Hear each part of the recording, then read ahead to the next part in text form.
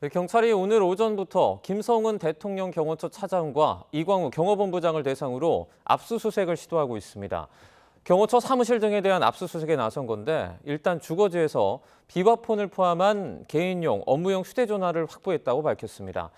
취재기자 연결합니다. 정현우 기자, 압수수색 상황부터 설명해 주시죠. 네, 경찰 비상계엄 특별수사단은 오늘 오전부터 김성훈 경호처 차장과 이광우 경호본부장의 사무실에 대한 압수수색에 나섰습니다. 일단 수사관 등이 현장에서 대기 중이라며 아직 압수수색을 진행하지 못했다고 설명했습니다. 경호처에서 군사상 기밀 등을 이유로 거부하는 것으로 보이는데 일단 경찰은 오늘 두 사람의 주거지에 대해선 압수수색을 진행했습니다. 여기서 업무용, 개인용 휴대전화를 모두 확보했는데 비아폰도 여기에 포함됐다고 경찰은 설명했습니다. 그런데 비아폰 통신 내역 등도 확인해야 하는 만큼 이번 경호처 압수수색 대상에 비아폰 서버 역시 들어있는 것으로 확인됐습니다. 앞서 경찰은 박종준 전 경호처장의 휴대전화도 확보해 포렌식을 진행했는데 의미 있는 내용도 일부 확인했다고 설명했습니다. 네, 국무위원 등에 대한 수사에도 속도를 내고 있죠. 네, 일단 경찰 특수단은 지금까지 비상계엄 사태와 관련해 입건된 피의자 숫자가 53명이라고 설명했습니다. 그중 당정 관계자가 28명, 군인은 20명, 경찰은 5명입니다.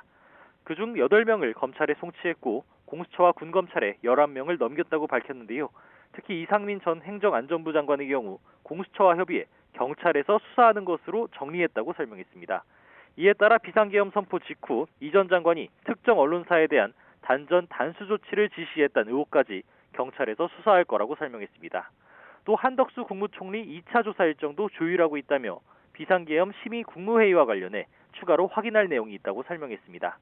여기에 더해 내란 사전 모의 의혹과 관련해 군사령관급인 원천희 국방정보본부장을 최근 피의자로 추가 입건했다고 설명했습니다.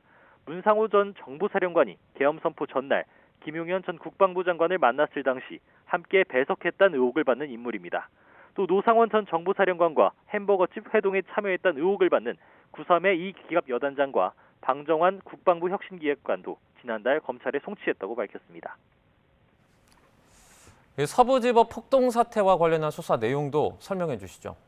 네, 경찰청 국가수사본부는 서부지법 폭동 사태 수사 대상이 지금까지 99명이라고 밝혔습니다.